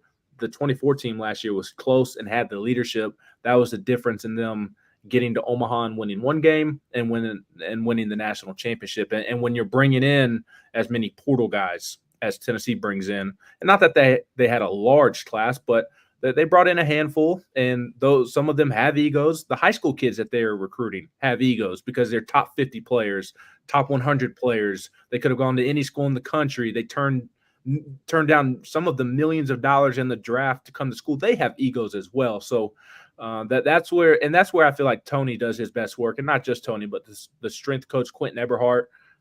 Some tough love, kind of like that older brother that just always picks on you, but you know he has your back. That's the strength coach at Tennessee, and Josh Elander, Ross Kivett, so on and so forth. They do a great job of, in a respectful way, knocking down people's egos and getting them to come together as one. So that is by far, and Tony said so publicly a couple of times, like that is objective number one each and every fall, given the turnover of the roster each and every fall.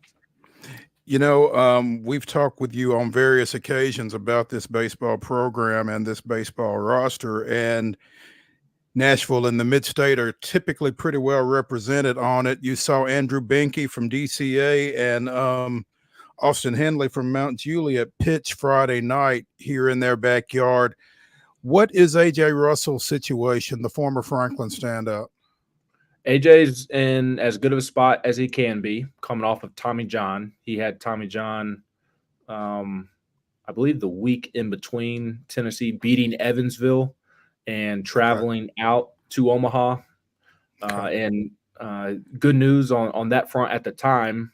AJ went in thinking that he was going to have the full reconstructive, and I'm trying to paraphrase as best I can. Y'all know I'm not a doctor, but he didn't have to have it wasn't the ligaments were good enough to where they didn't have to do the full reconstructive version of Tommy John is I believe the correct wording. He was able to get the internal brace, I believe. So that cut off a couple of months of recovery. So he threw for the first time a couple of weeks ago. He said he was sore afterwards, but said he was feeling good. And he's on track to be he's not going to be ready at the start of the season, of course, but I think late March, early April is a good timeline for him to be back on the mound in game around that start of SEC play timeline. And we'll see what happens from there. I don't think he'll be built back up to be a starter. I guess maybe theoretically he could be by the time the NCAA tournament rolls around. But I think most likely if everything goes according to plan, Tennessee will get almost like a trade deadline acquisition of a dominant bullpen piece, and maybe not just be like your closer or something, but a guy that's capable of throwing 2 to 3 innings. So Tennessee will be very cautious with him. They care about him. They don't want to mess up his future. B, from their own standpoint, they don't want to mess up his future because that would be a bad look on them in recruiting, and other schools would use that against them. So they'll be very cautious with him, but all's well. AJ is on track, doing well, and he'll be a factor next year if everything continues to go according to plan. It's just a matter of what that's going to look like. Ben, you guys breaking down the X's and O's kind of those couple of games this weekend. I'm just curious, how much orange and what kind of outpouring did we have? Because I can only imagine the scenes in Nashville and Jackson this weekend. Yeah, Nashville on Friday night was tremendous. I mean, that's become the expectation, quite frankly. I've been going to fall exhibitions now. I think the year after COVID, when everything kind of opened back up, I guess that would have been 21, fall of 21, when they were in Memphis at the USA Stadium there in Millington. Great crowd there, and that was a raining day.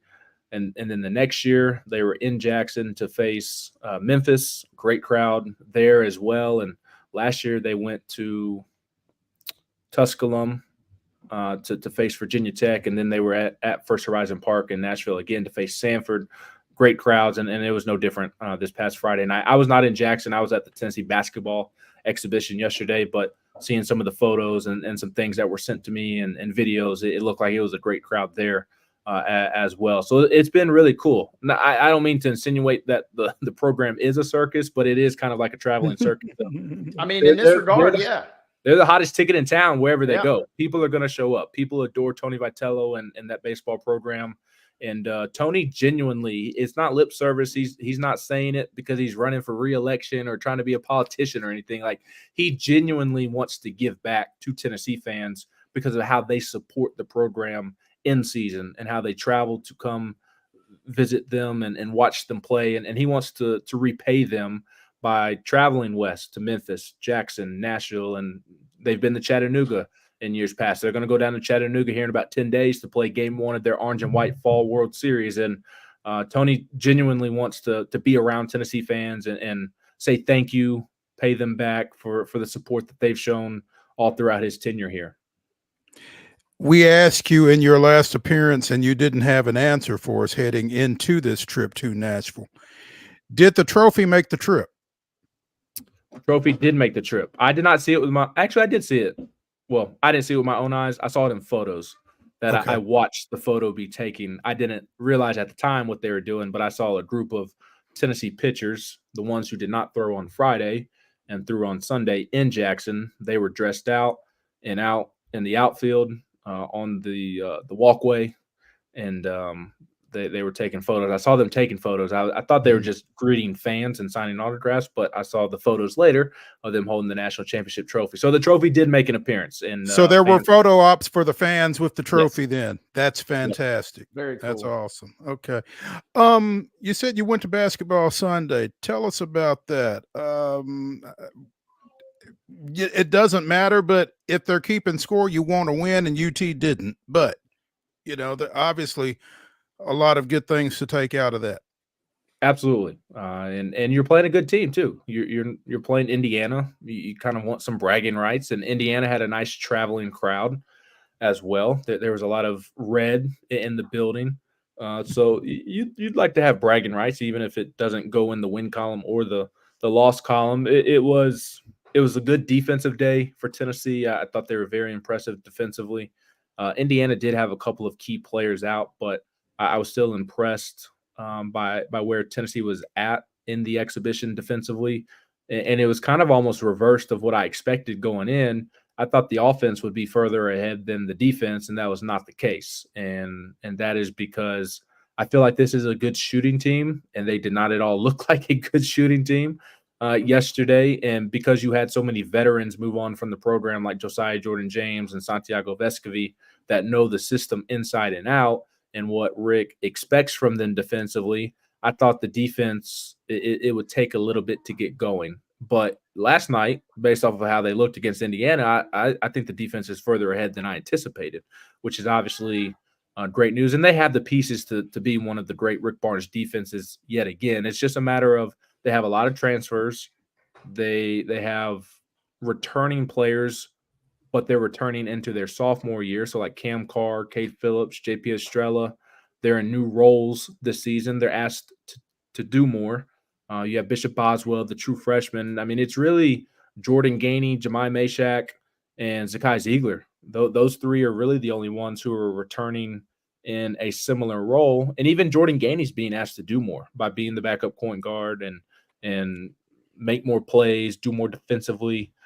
So just because there's so much newness, I expected the defense to be further behind, but they're not. I mean, the offense got a ton of open looks, and they just didn't go down. So we'll see how that ends up playing out in hindsight. I'm not too worried about it. There were a couple of things that you kind of put the thought to the side and say, okay, in 5, 10, 15 games, we'll come back and revisit this. But the offense got a lot of open shots, and my thinking is if Rick Barnes let them take 35 threes, if he thought they were a bad shooting team, he would not have let his team take 35 threes last night. Chaz Lanier, I think it was 3 of 16 he finished.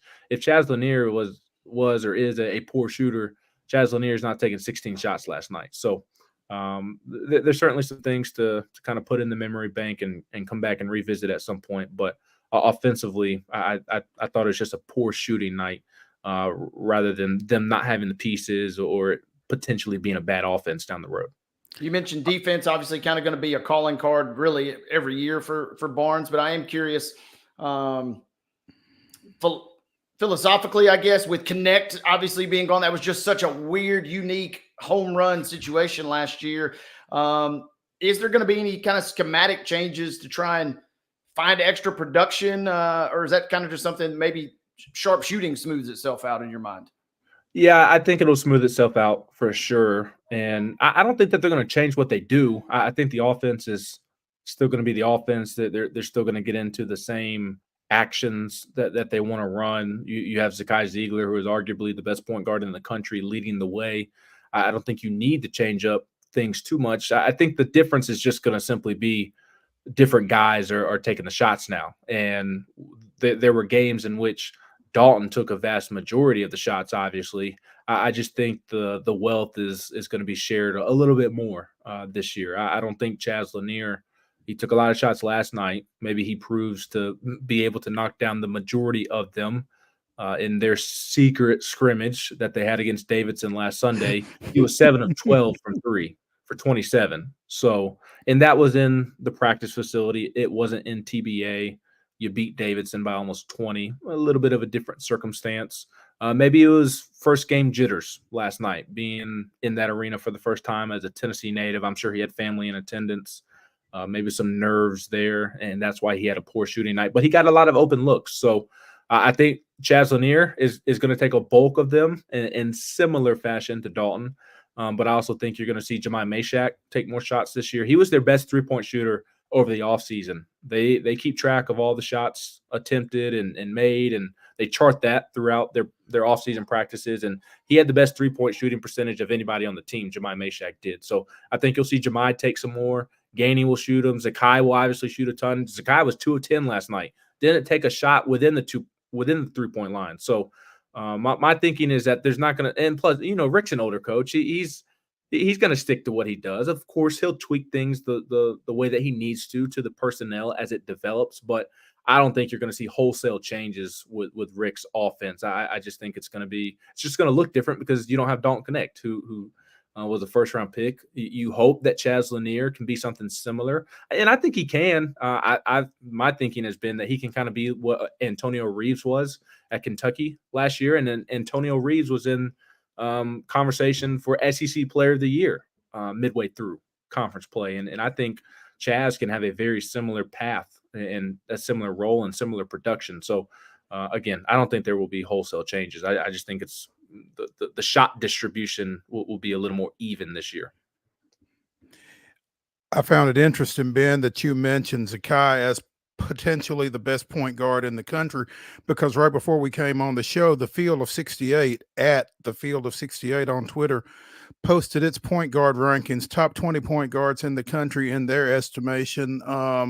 Zakai is listed 12th. Mark Sears is 1. Walter Clayton Jr. from Florida is 10, and Ziegler is 12. So they've got him as the third best point guard in the Southeastern Conference and 12th in the country, just for what that's worth. But I tend to agree with you. So that as Stephen A would say, it's blasphemous. It is what that is. I just look there's not, and the thing with Zakai as well is yes, he is very skilled as a point guard, but why I would take Zakai over any point guard in the country, Braden Smith at Purdue, who is great, who Zakai was better than in the one-on-one matchup that they each had in their last game out, and then Nimhard, who's at Gonzaga. Right. They're very talented, but I as like Zakai skill-wise is up there as well, but what separates Zakai from the others is the intangibles, the leadership, the toughness, the will to win, what he means to Tennessee in this basketball program. He's playing 37 minutes in an exhibition, and it's not because the coaching staff made a wrong decision by playing him that much. It's because he refuses to come off the floor. What he means to this team, there's not another point guard that means more to their team, and also is as skilled and kind of taking that combination and bottling up and putting it into one. There's not a better finished product than Zakai Ziegler in my mind. We would be remiss if we did not ask you about Kentucky, Tennessee on Saturday night. Yes, football. It is football season. It is. As some people like to remind me on social media from time to time. But it's a fascinating game. One that Tennessee. I'm curious to see what offense shows up for Tennessee. It feels like second half offensive performance against Alabama can be a surge for them or help them skyrocket into a much better second half of the season. At least that would be the hope. And this is an offense that doesn't have to be what it was in year one and year two under Heupel. They don't have to score 40, 50 points a game with this defense. Just can you get to that 30-ish point mark? Can you be somewhere in the 27 to 34 points a game? If you can be, I mean, who's beating this team? I don't know who with the way the defense is currently playing. So my thinking is that if the Tennessee offense that played in the first half against Arkansas, Florida, Alabama, if that offense shows up, then it's going to be an ugly football game once again on Saturday night. I still think Tennessee would win because Kentucky is not a good team. I think Tennessee would win that game. But if the second half offense against Alabama shows up, then I think Tennessee is going to run Kentucky out of the building because I think we're watching the beginning of the end of the Mark Stoops era up in Kentucky. He doesn't look like he has that same fire. His team does not play with the same passion and energy, relentlessness that they played with at the beginning of the Stoops era. You could always count on tough defense and playing hard with Kentucky teams under Stoops, and you have not seen that this year from them. They're not physical like they typically are. They don't play with the effort that they typically do. And we saw that with Bob Stoops as well. I don't think Mark Stoops is in it for the long haul coaching. I think there's a life after this that he would like to live as well. His dad died, I believe, while coaching. So I think there's a little bit of family history there as well. And it just doesn't look like the same old Kentucky that we've become accustomed to seeing under Mark Stoops. And they're just simply not a good football team right now. And if Tennessee shows up the way that they should, then it shouldn't be a football game on Saturday night. Mark may want to go and concentrate on his bourbon making at this point. But at Jordan Moore _21, Kentucky has given up 27 passing plays of 20-plus yards, 93rd nationally, 15 passing plays of 30-plus yards, 113th nationally, 7 passing plays of 40-plus yards, 102nd nationally. Bodes pretty well for Nico and those guys on the edge. You'd like to think. I mean, if you can't find the big splash plays in the passing game this game are you going to this season? So we'll see. And that's a great stat. If I'm Dylan Sampson, I was licking my lips watching Jarquez Hunter run all over that Kentucky defense. That was a bad Auburn offense, a bad Auburn rushing attack that ran all over that Kentucky defense. So I'm licking my chops if I'm Dylan Sampson. He should have a field day against that Kentucky rush defense. And obviously Kentucky's in a bad spot right now with its football program, this particular team at least. And then you also throw the history of this rivalry game in there, and it's not a great combination for Kentucky. They don't beat Tennessee. They don't beat Tennessee in Neyland. They haven't beat a Tennessee team with a winning record since 1984. So just not a great combination for Kentucky this weekend. 4 wins in the last 40 years for Kentucky, and they've played every year. Tells you all you need to know. There you go. Ben McKee of Go Vols 24/7 joining us here on Main Street Sports today, presented by the Tennessee Orthopedic Alliance of Columbia, touching on just about everything except women's basketball, and we'll come back to you for that. How's that? Sounds good to me. I always appreciate y'all having me on, and hope y'all have a great week. Sounds good, man. And I'd like to say good luck to your Yankees, but we'll leave it at that. Would you rather see the Dodgers win? I would rather see them both fall in a hole, to be honest. But yeah, I get it. That's kind of where we're at. Yeah. Hey, man, we'll catch up with you. Yes, sir. Y'all have a great week. Thanks. You too. We are going to go straight to the grab bag to close out today's show, and let's start with that World Series again. Game 3, 7:08 tonight. Dodgers at Yankees. And again, my dad's a Dodgers fan. Walker Buehler's on the mound for the Dodgers tonight. The former Vandy boy, Clark Schmidt, going for the Yankees.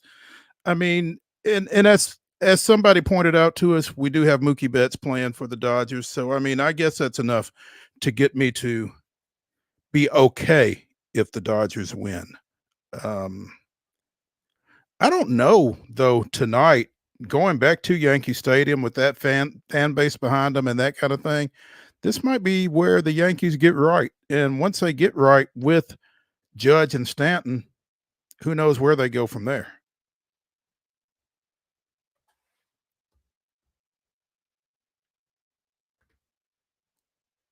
Wait, you're on mute. How did that happen? I don't know. It feels like this is the last stand for the Yankees. Obviously, coming back home is nice. A chance for this lineup, being at home, maybe to get to Buehler, or maybe even, bust him out of the game early. It's going to be, I think that to me is the immediate, it sounds simple, but that's the tail of the tape, is can this lineup put some runs early, play with a lead early, and not kind of chase the game, or, not just kind of lull in a scoreless situation for a while. That to me is kind of the take home is can this lineup put it together at home and pounce on the Dodgers early? And if they can, win one game at a time, because if they fall tonight, this thing is definitely over. Wade, neither of us is ever going to be anybody's hockey coach, obviously, but the Predators with UC Saros in goal win 3-2 at Chicago on Friday night. And on Saturday night, with Scott Wedgwood in goal, they outlast Columbus 4-3 in overtime. We would have flip-flopped those, and Kimmel would have flip-flopped those, which makes me feel a little bit better about it. But that's not what Andrew Brunette decided to do, and it worked out. The Preds are now 3-5 heading into tonight's matchup at Tampa Bay. Yeah, good little weekend for Nashville. We obviously, Friday night was one that felt like you don't have to win, but it kind of almost felt like a must win. And it felt like if you win, okay, you took care of business, kind of like you were supposed to. But if you lose, it just seems like it opens a different set of questions and a different set of problems. So you kind of get by Chicago, and then you come back home, you take care of business as well. Kind of clicking along, up to 6 points now. Finally put the Blackhawks at least behind them for now. Utah is kind of coming back down to earth. Now you can kind of get in that mode of just pick a team off at a time. Just pick a team off at a time and just try and play good, consistent hockey. They had a couple of nice highlights from Saturday's game as well, a couple of nice goals. And, still, I think it's not the best start by any stretch, but, they're crawling out of the hole slightly, at least giving us a little glimmer of hope. Absolutely. Steven Stamkos goes back home, making his first appearance against the team that drafted him, number 1, back in 2008, when the Preds go to Tampa Bay, take on the Lightning tonight, with a chance to get to 4-5. This would probably be the biggest win of the season, should they actually pull it off. So we'll see how that one goes. Wait, we've talked about the WNBA, and this offseason, I won't call it a coaching carousel because everybody's been getting off and nobody's gotten on yet. But the Indiana Fever has joined the crowd. They got rid of Christy Sides over the weekend, bringing the carnage to 6 offseason coach firings out of 12 teams. And a lot of conjecture since Sides' dismissal as to whether Stephanie White would be coming back to the Fever. Well, she's available because the Connecticut Sun got rid of her today. Chance to maybe, return home a little bit. Man, yeah, I mean, half the league has axed their head coach, and we kind of talked about it last week or 2 weeks ago. I mean, it just feels like there's some sort of managerial shift or some sort of strategic shift among the league that if you're not already cemented at the top, that you're definitely doing whatever you got to do to put yourself in a good position. Maybe that's the expansion coming up, both this year coming up and the season after. It feels like a chance to solidify so you don't slide even further down. But yeah, kind of wild how many moves we've seen thus far, and it'll be interesting to see if Stephanie White ends up back there. Absolutely. Apparently there were 3 late lead changes in the final 2 laps at Homestead yesterday. Wow. Tyler Reddick leading the field at the end in the next to last race of the season in the Cup Series. This thing continues. I mean, if you're NASCAR, fantastic. I mean, you're delivering great races. You got folks jockeying, not just in the race, but we're coming down literally the final few races of the season here. Seems like they continue to chug along, and it seems like a pretty good effort. Didn't catch anything. And Reddick, if I'm not mistaken, Heather had said, hey, keep your eyes on him as we come down the stretch. And it's got to be nice, obviously. You win this one, and now you can kind of let, the foot off the gas a little bit this week. Nice. Martinsville this week, Phoenix next week wraps it up. We will have Heather Williams on Wednesday, so be sure and come back and check us out for that. Tomorrow's Main Street Sports Today, it's Top 5 Tuesday. We'll have Blake Lovell talking a little Southeastern Conference basketball. We will have Chip Walters, the Blue Raider voice, talking all things MTSU. Again, Heather will join us on Wednesday, along with former Brentwood Academy girls basketball coach and former New York Liberty guard Rhonda Brown joining us. So we'll talk a little bit more WNBA later this week, and looking forward to doing so. Thank y'all for joining us. Come back 2 o'clock tomorrow to the Lee Company Studios here on Main Street Sports Today, presented by the Tennessee Orthopedic Alliance of Columbia. We will see y'all then.